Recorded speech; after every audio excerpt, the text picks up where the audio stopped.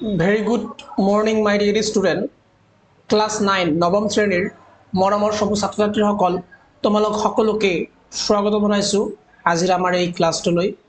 আজিৰ ক্লাছটো তোমালোকৰ কাৰণে খুব ইম্পৰ্টেণ্ট হ'ব। যেনেকুৱাকৈ আমি 1ৰ পৰা আৰম্ভ কৰি 12 নম্বৰ প্ৰশ্ন উত্তৰলৈকে আমি ইতিমধ্যে আলোচনা কৰিছো আৰু আজি আমি যিখিনি প্ৰশ্ন উত্তৰ আলোচনা কৰিম সেয়া হ'ব 13 নম্বৰৰ পৰা What are written skill? Written skill কি হয়? What are written skill? Written skill কি হয়? So, if you are sending any message, যদি আমি কোনো মেসেজ সেন্ড করো, যদি আমি কোনো মেসেজ পঠিয়াই দিও, or instruction নাইবা কোনো ইনস্ট্রাকশন দিও, through writing লিখি পিনে আমি যদি কোনো একটা মেসেজ দিও, ঠিক আছে, তেনেহলে হেতু কি বুলি কোৱা হ'ব? তেনেহলে কোৱা হ'ব known as written communication. ইয়াক written communication বুলি কোৱা হয়। Written communication is important হয় because কারণ it is communicate the message with clarity and ease. Written communication খুবই important অর্থাৎ প্রয়োজন হয় because কারণটো হল যে it communicate the message, ইয়াৰ জৰিয়তে আমি মেসেজটা দিব পাৰো বা কমিউনিকেট কৰিব পাৰো with clarity অর্থাৎ একেবারে স্পষ্ট রূপে আর খুবই ইজিলি। ওকে, তেনেহলে রিটন কমিউনিকেশনটো খুব ইম্পর্টেন্ট হ'ব। কাৰণ কি যেতিয়া আমি ভাৰ্বেল কমিউনিকেশন কৰিম তেতিয়া কিবা আমাৰ উচ্চাৰণৰ ভুল হ'ব পাৰে, কিন্তু ডিউৰিং দ্য ৰিটেন কমিউনিকেশন যদি আমি ভালদৰে লিখি পিনে বাৰ্তা এটা কাৰোবালৈ পঠিয়াই দিওঁ তেনেহলে আমাৰ তৰফৰ পৰা অন্তত আমি কোনো ধৰণৰ ভুল নকৰিম বুলিয়ে নহব বুলিয়ে আমি ক'ব পাৰো। তাৰপিছত কৈ আছে যে how to improve written skill, আমি আমাৰ লিখন কৌশল লিখনৰ দক্ষতা কেনেকৈ বিকশিত কৰিব পাৰো, ৰিটেন স্কিল কেনেকৈ বিকশিত বা ভালদৰে ভাল কৰিব পাৰো। So at first we need to do improve our vocabulary অর্থাৎ আমি আমাৰ যিখিনি শব্দৰ কোষ শব্দৰ ভাণ্ডাৰ আমাৰ হৃদয়ত আছে আমাৰ মনত আছে সেইখিনি বঢ়াব পাৰিব লাগিব। নাম্বাৰ 2 ক্যাপিটালাইজেশন ৰুল অৰ্থাৎ কেতিয়া কেতিয়া আমি লিখনিৰ ক্ষেত্ৰত ডাঙৰ হাতৰ ABCD ব্যৱহাৰ কৰিম বা এলফাবেট ব্যৱহাৰ কৰিম, কেতিয়া কেতিয়া আমি সৰু হাতৰ ব্যৱহাৰ কৰিম, এইবিলাক নিয়ম নীতি অলপ চলপ জানিব লাগিব, তেনেহলে হে ভালদৰে আমি ৰিটেন কমিউনিকেশন বা ৰিটেন স্কিলটো প্ৰ্যাকটিস কৰিব পাৰিম। ঠিক আছে, আফটাৰ দ্যাট পাউনচেশ্যন মাৰ্ক বুলি ক'ব পাৰা যে কোন কোন ঠাইত কমা হয় কোন কোন ঠাইত ফুল স্টপ হয় এইবিলাকো একোটো পাউনচেশ্যন বুলি কোৱা হয়, হয় না নহয়? কত কত আমি উদ্ধকমা ব্যৱহাৰ কৰিম। ঠিক আছে, আৰু কৈ আছে যে বেসিক পাৰ্টস অফ স্পিচ অৰ্থাৎ আমি আমাৰ যিখিনি বেসিক পাৰ্ট অফ স্পিচ আছে পদ বুলি কওঁ পাৰ্ট অফ স্পিচক, এই পদখিনি আমি কি কৰিব লাগিব জানিব লাগিব, নহলে কিন্তু আমি কি হ'ব আমাৰ অসুবিধাৰ সন্মুখীন আমি হোৱা দেখা পাম। ঠিক আছে, এতিয়া আমি আহি যাম পিছৰ কোশ্চেনটো লৈ 14 নম্বৰ। 14 নম্বৰ কোশ্চেনটো কি কৈছে খুব ইম্পৰ্টেন্ট হয়, তোমালোকৰ পৰীক্ষাত 14 নম্বৰ কোশ্চেনৰ পৰা আহি থাকে। What are the basic part of speech in English language? English language ইংৰাজী ভাষাত কি কিনো basic common part of speech আছে। যেনেকৈ কৈছে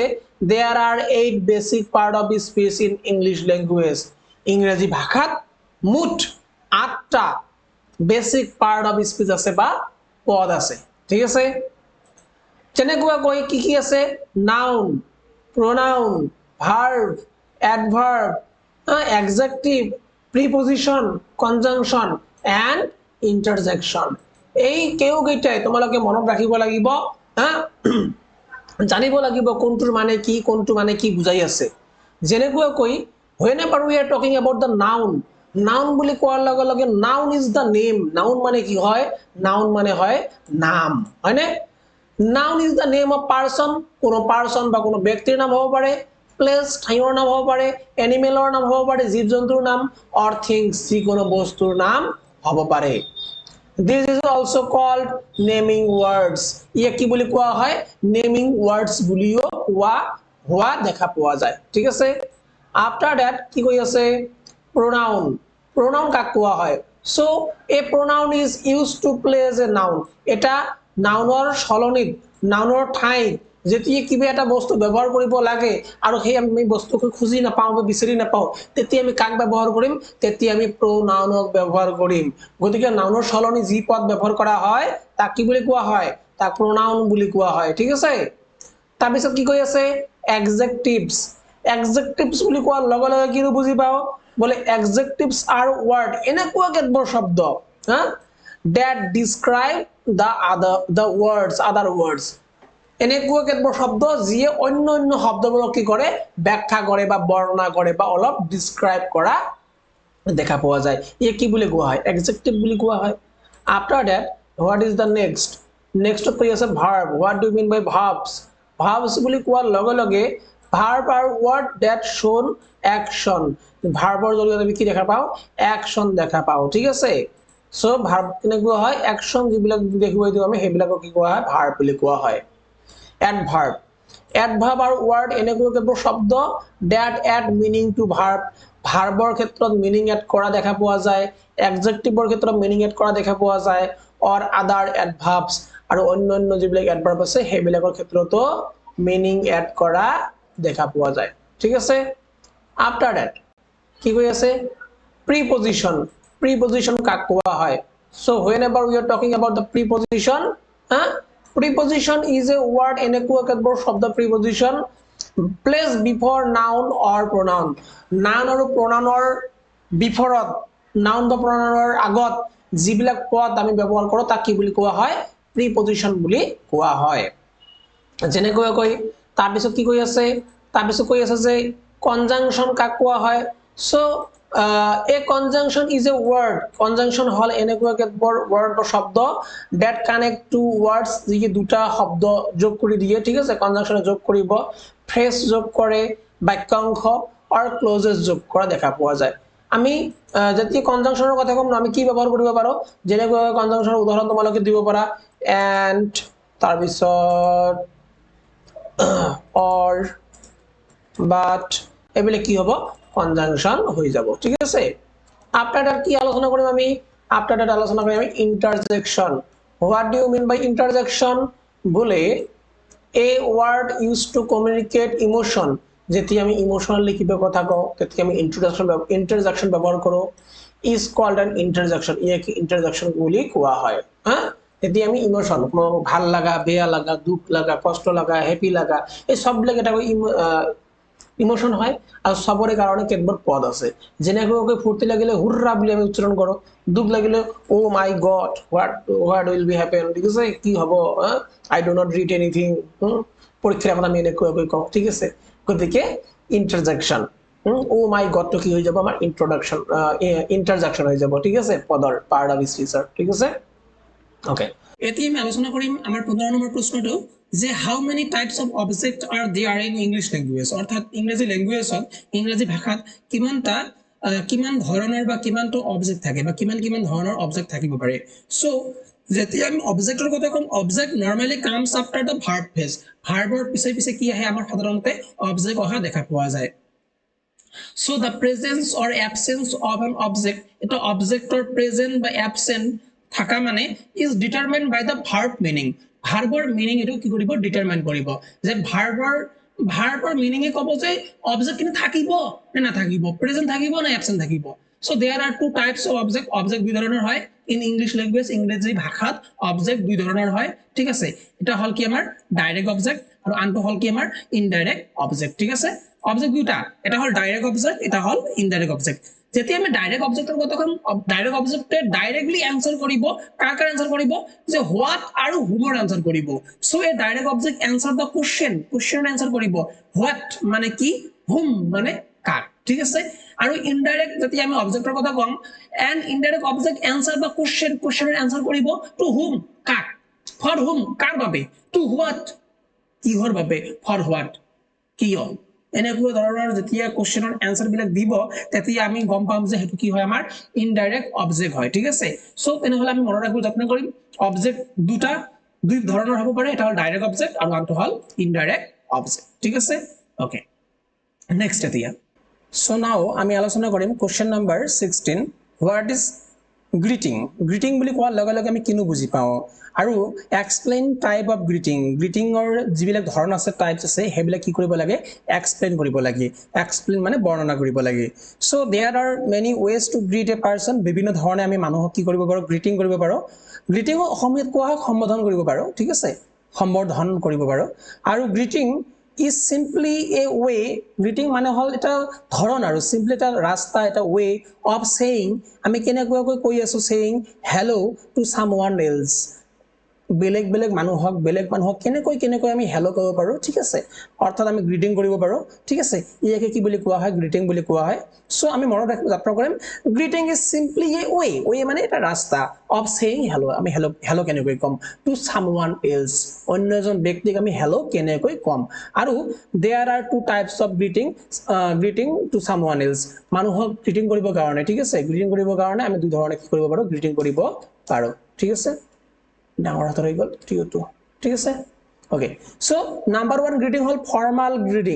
গ্ৰিটিংছ ঠিক আছে ফৰ্মালি কৰিব পাৰো গ্ৰিটিং খিনি যেনেকৈ if you don't know the person যদি আমি মানুহক পাৰ্টিকুলাৰ ব্যক্তি এজনক ভালদৰে নাজানো তেনেহলে and if you are greeting that আৰু তাক যদি আমি গ্ৰিটিং কৰি আছো তেনেহলে is known as formal greeting তাক কি বুলি কোৱা হ'ব ফৰ্মাল গ্ৰিটিং বুলি কোৱা হ'ব it is use to greet senior আমাৰ সিনিয়ৰ যিবিলাক থাকে সেই মানুহসকলক গ্ৰিটিং কৰিবৰ কাৰণে আমি কি কৰো আমি ফৰ্মাল গ্ৰিটিং ব্যৱহাৰ কৰো এল্ডাৰলি পিপল যিবিলাক আমাৰ বয়স্ক ব্যক্তি আছে সিহঁতকো সন্মান দিয়াৰ বাবে আমি ফৰ্মালি গ্ৰিটিং কৰো অৰ পিপল আৰু সেইবিলাক মানুহক উইথ হুম যাৰ লগত উই হেভ ফৰ্মাল ৰিলেশ্যন যাৰ লগত আমাৰ এটা ভাল ফৰ্মাল ৰিলেশ্যন থাকে তাকো আমি ফৰ্মালি গ্ৰিটিং কৰাৰ চেষ্টা কৰো লাইক টিচাৰ্ছ আমাৰ টিচাৰ্ছ হ'ব পাৰে আমাৰ কাষ্টমাৰ হ'ব পাৰে যদি তোমালোকে বিজনেছমেন হোৱা তোমালোকৰ কাষ্টমাৰ হ'ব পাৰে সো সিহঁতৰ লগত যেতিয়া কথা পাতিম তেতিয়া কি কৰিব লাগিব ফৰ্মাল গ্ৰিটিং কৰিব লাগিব তেনেকুৱাকৈ তুমি সিহঁতৰ লগত থাকি পিনি কথা ক'ব নোৱাৰা তুমি এনেকুৱাকৈ বহি পিনি কথা পাতিব লাগিব যে নমস্কাৰ স্যাৰ আহক বহক স্যাৰ কি লাগিব আপোনাক এনেকুৱাকৈ কাষ্টমাৰক কথা ক'ব পাৰিবা কিন্তু যেতিয়া আমি ইনফৰ্মাল গ্ৰিটিঙৰ কথা ক'ম তেতিয়া কি বুজায় ইউ আৰ নয়িং সামওয়ান তুমি কাৰোবাক জানা and you are greeting him oblique her আৰু তুমি তাক তেনেকুৱাকৈ গ্ৰিটিং কৰিব পাৰা যেনেকুৱাকৈ গ্ৰিটিং কৰা ইজ নোন এজ তাক কি বুলি কোৱা হয় ইনফৰ্মাল গ্ৰিটিং বুলি কোৱা হয় ফৰ এক্সাম্পল ফ্ৰেণ্ডৰ লগত তুমি গ্ৰিটিং কৰি আছা ফেমিলিৰ লগত তোমালোকৰ ফেমিলিৰ মেম্বাৰ যিবিলাক আছে সিহঁতৰ লগত গ্ৰিটিং কৰি আছা অৰ নোন পাৰ্সন যিসকলক তুমি জানা সিহঁতৰ লগত যিখিনি গ্ৰিটিং কৰোঁ আমি সেইবিলাক কি হৈ যাব আমাৰ ইনফৰ্মাল গ্ৰিটিং হৈ যাব যেনেকুৱাকৈ ফ্ৰেণ্ডৰ লগত কথা পাতোতে আমি এনেকৈ মাৰি দি পিনে কথা পাতিব পাৰোঁ ফ্যামিলিৰ লগত আমি থাকি পিনেও কথা পাতিব পাৰোঁ এনেকুৱাকৈ বহি পিনেও কথা পাতিব পাৰোঁ যেনেকৈ ইচ্ছা তেনেকৈ কৰিব পাৰোঁ বাট ফৰ্মাল গ্ৰিটিঙত সেইখিনি পচিবল নহয় ঠিক আছে গতিকে ফৰ্মাল আৰু ইনফৰ্মাল গ্ৰিটিং এইখিনি খুব ইম্পৰ্টেণ্ট হয় তোমালোকৰ পৰীক্ষাত আহে সো আই হোপ তোমালোকে বুজি পাইছা আৰু তোমালোকৰ কাৰণে খুব কিন্তু ইম্পৰ্টেণ্ট হ'ব এইখিনি ঠিক আছে আজিৰ লাষ্ট কোৱেশ্চন আৰু এইটো পাৰ্ট যিখিনি তোমালোকৰ কমিউনিকেশ্যন স্কিল আছে এই পাৰ্টটোৰ লাষ্ট কোৱেশ্চন 17 নম্বৰ কি কৈ আছে what are the different type of question কিমান ধৰণৰ হ'ব পাৰে সো মনত ৰাখিবা কোৱেশ্চন দুই ধৰণৰ হ'ব পাৰে এটা হল ক্লোজ এন্ডেড কোৱেশ্চন আৰু এটা হল open ended question close ended কোৱেশ্চনৰ কথা যেতিয়া আমি কম তেতিয়া মনত ৰাখিবা যে যিবিলাক কোৱেশ্চনৰ উত্তৰ যিবিলাক প্ৰশ্নৰ উত্তৰ আমি ইয়েস বা নো ৰে প্ৰদান কৰিব পাৰো ইয়েস নহলে নো ৰে আমি আনসাৰখিনি দিব পাৰো তাক কি বুলি কোৱা হয় ক্লোজ এন্ডেড কোৱেশ্চন